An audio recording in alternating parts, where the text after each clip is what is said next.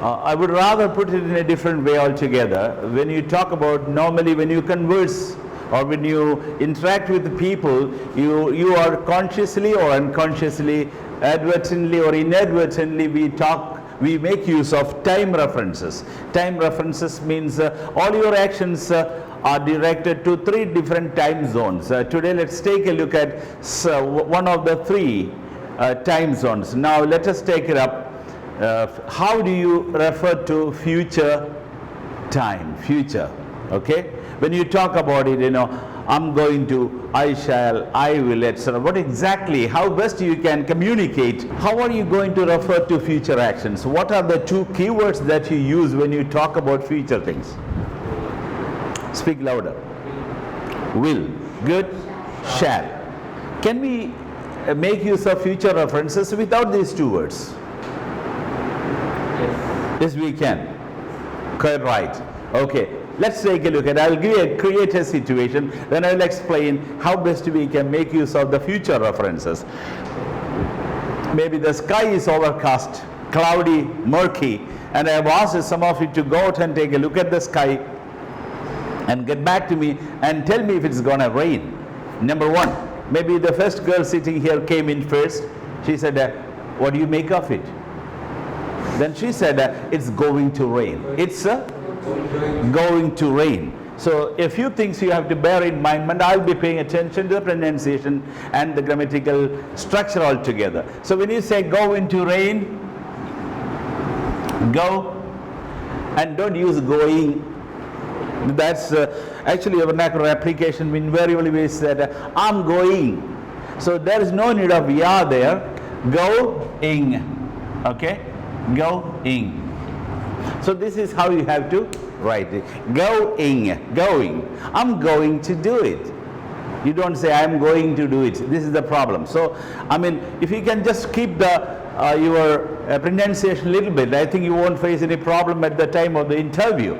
So that is something you've got to take care of, that when you talk, make sure you convey it in a simple way. You don't have to affect much, don't have to pretend, but to say how it is written. This is one example. So what I'm trying to say is that first phrase is called going to. So what do you make of it? What is the meaning? What is the meaning of it's going to rain? What is the meaning of it's going to rain? മലയാളത്തിൽ പറഞ്ഞു.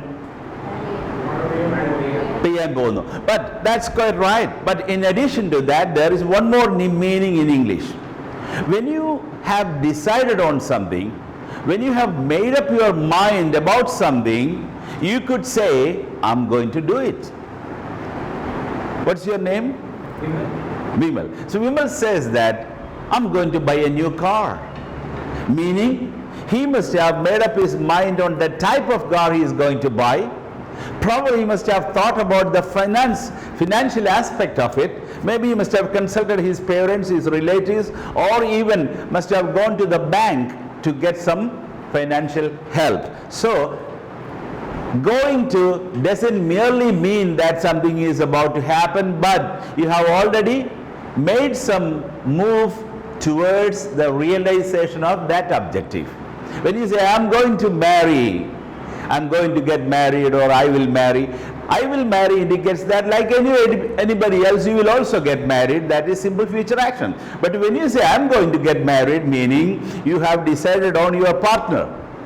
You have decided on the date or a tentative date or some preparations with regard to the conduct of the marriage. So these are some of the differences you have to bear in mind. So when you see somebody, maybe an elderly gentleman carrying a big suitcase or a briefcase or something, then what are you going to talk to him? Shall I carry it, or I'm going to carry it, or I will carry it? Shall I carry it? Offering your help. Suppose if you have to choose between I'm going to carry it or I will carry it, what is the which one will you choose? I will carry it, meaning you never thought about it when you left your home that you would meet an elderly gentleman with a heavy bag. It's not pre-planned. It is instantaneous. It's just occurred to your mind that you should help him. That is the difference. So will indicate simple future action. Going to indicate means something going to happen, and in addition to that, you have worked your way towards the realization of that objective. I hope you understand. That is the first thing. Then you came. What's your name, gentlemen? Vinod. So Vinod came in second. So Vinod asked you, what do you make of it? Is it going to rain? Then he said, it's about to rain. It's about to rain. It's about to rain. It's about to rain. What does it mean? About to. What do you make of it? Let's come down to the brass tacks, the minimum. It's about to rain. May. Anyway, not happen, so you could manage with may. But I would like to say, about to means there is an element of urgency is there. The train is about to leave. It's about to rain. I'm about to have my food. We are about to close the shop. So about to indicates an element of urgency. Not much time left. That's important. So about to. And a little bit of pronunciation here. When you talk about to, when you say a word, in isolation you say about. Don't say about. No explosion at the end of the word. But here if you analyze the last letter of the first word and the first letter of the last word, they are both consonants. So when two words come together, two consonants come together, one disappears. So how do you pronounce it? About to. And even about is not pronounced properly, we just write it this way.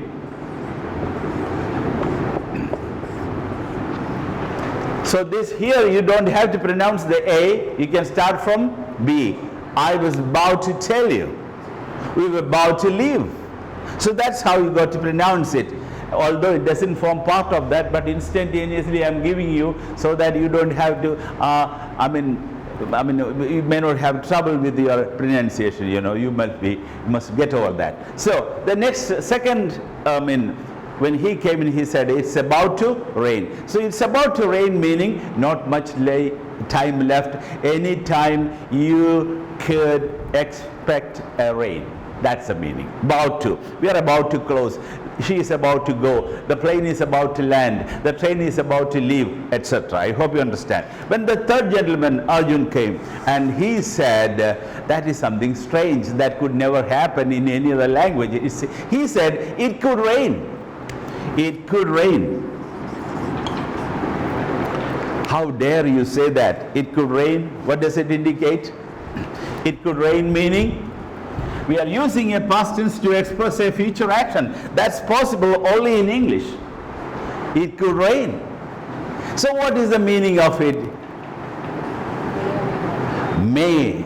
Possibility. In other words, I must say, could indicates possibility. How about maybe one gentleman was here, he hasn't come yet. So I asked, where is that gentleman? Then he said, he could come any moment. He could come. So could there indicate there's a possibility of his coming to attend the class any time from now. That's the meaning. So could, it should not be taken as the past tense of can. Then you might ask me, what does that can for? Can indicates ability. Ability. Can you sing a song? Can you draw a picture? Can you cook a dish? All those sentences revolves around ability. Something you can do and demonstrate. Can you sing a song? Can you draw a picture? Can you drive the car? So all these sentences are testing your ability.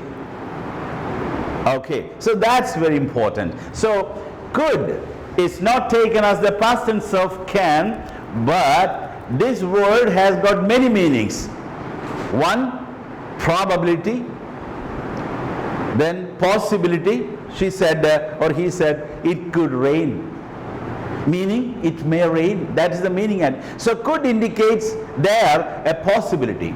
Then could can be used in many other circumstances as well, because they won't tell you right the use of it. When you look at the sentence, you must be able to identify where exactly you can use could. So could is used not as the past tense of can, but could is used to indicate a possibility. Then other situations, polite request. Polite request. Now I don't have any money on my mobile now. I would like to borrow your mobile to make a call. Then I should ask, could I use your mobile please? Could I use? May I use is also correct, but could I use indicates polite request. Could you please switch off the AC? Could you please get me a glass of water? Could you please wait outside for a while until I finish the lesson? Could you please move that chair for her? Could you please vacate that seat for her? So could is it's a beautiful handy word. We Indians hate much, but Westerners love it most because they are very polite in their approaches. We say, come here, switch off that. So we are very rude rather in our own approach. So you... I beg to differ with that, but we use may to be more polite. No, may is mostly used for, permission. You may go. May I come in? Mostly. Second preference, but could indicates possibility, probability. That's why if I was attending the class, I used to ask, may I come in? Oh. If you ask, could I come in? No, there is a difference. There is a difference, of course. May means you are seeking permission. And granting permission as well. For example, we started the class. He's asking, may I come in? Not could I come in. Could indicates again a sort of probability or something, where there could is not at all. So I was on the same point. If you want to ask a permission for May. Permission may. If you want to request somebody, could. So you must understand the difference between seeking permission and asking somebody. That means if you want to ask permission politely, you must ask may I. And if you want to request something, could. You are asking, maybe I am asking Sanil to switch on the AC. You may switch on the AC. No, may you switch? We don't use that. Then what will you use? Could you please? That's it. You are asking somebody politely. There you can use could. Suppose you are seeking permission to attend the class. May I come in? That's it. I hope it's clear. Yes, that's right. Anyway, I admire people who ask questions. I don't like people sit idle and just keep dumbbound, Ask questions so that you will clear your doubts, and when you come across such situations, you will be able to express yourself free. Okay, coming to the point. So, it could rain. It could rain. And I said could is used here not as the past tense. Then I already expatiated the difference between can and could. So you can also ask, can I come in? That is without politeness. Can I come in? Can I sit here? No problem. There is no familiarity.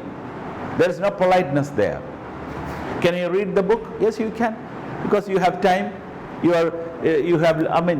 There is a chance for you to learn. But could is more polite. And could indicates, second one, probability, possibility. Then could can also used in reported speeches. Maybe Arjun said that I cannot solve this maths problem, it's too tough. Then I am asking him, what did he say? He said that he could not solve the problem. So when you report, that is another, because all the aspects are there. I will deal with that one by one when it comes to reported speech. But today we are going to look at the tenses. So how to express future actions without will and shall. That's our point of discussion now, and we have come to could. And I can give you one such example. Maybe some long time when I was your age, people used to sell lottery tickets on cycles. Nowadays people go around in their own cars with the microphones. Those days we didn't have microphones. We had some sort of tape recorder, and they will tape it, speak to the tape recorder and tape it, and keep playing the same thing. Nale. ആയിരം ആയിരം ഭാഗ്യവാന്മാരെ സൃഷ്ടിച്ചുകൊണ്ടുള്ള വാഹനമാണ് കടന്നു വരൂ ഒരു ticket എടുക്കൂ, നാളത്തെ ഭാഗ്യവാൻ നിങ്ങളാകാം.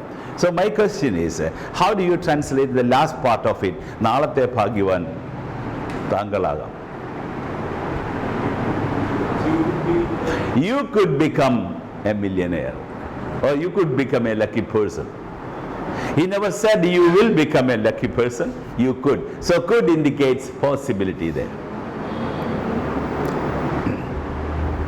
So it's going to, it's about to, it could. So it's going to rain, it's about to rain, it could rain. Then again, there are many other expressions we can use. Now listen to some of them. It must rain. It must rain. What does must mean? Must always indicates necessity. Maybe you are a student of engineering college or a medical college or any arts and science college here. You need to put on your uniform when you go to college. So you should say you must put on your uniform. So it is not that it's compulsory, it is necessity. Necessity in the sense that by virtue of being a student, you have to put on the, you must. And must can also be used a situation where you can have a logical conclusion. Logical.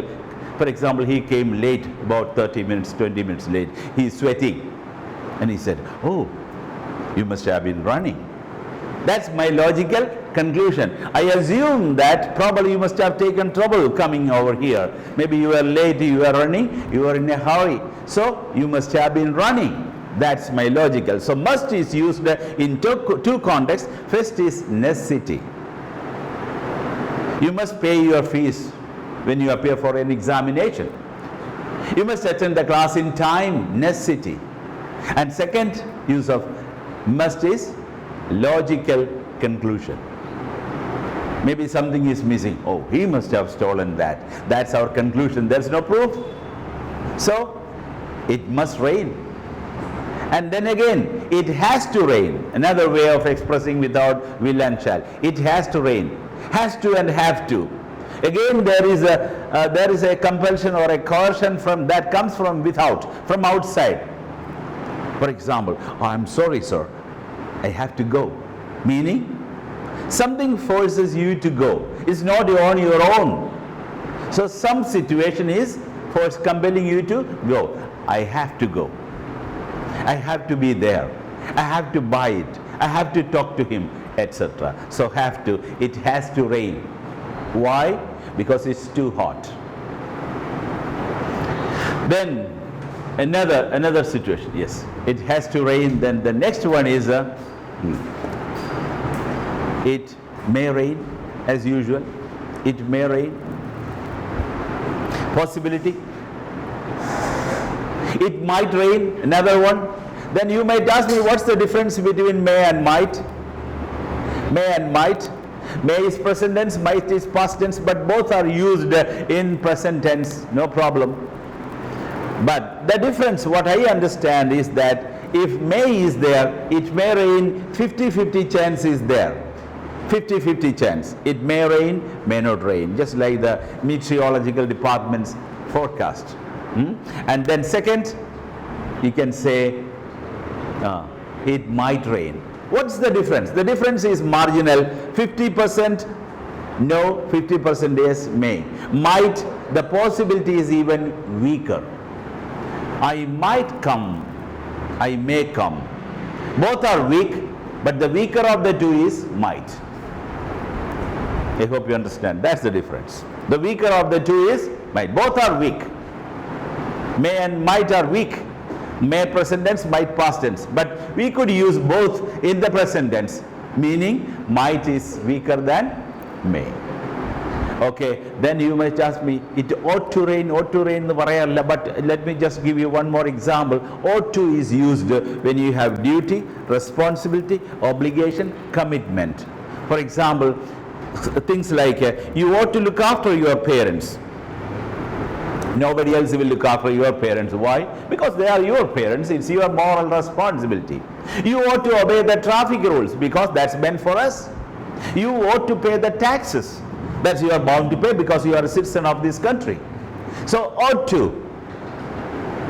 indicates duty, responsibility, commitment, obligation, etc. Right? So we have seen certain examples where we can use future expressions without will and shall. I hope you understand. Can you use all those expressions, whatever we have been through, without will and shall? No problem? Any questions? Nothing. Now let's take a look at where to use will and shall. That's important. Will and shall.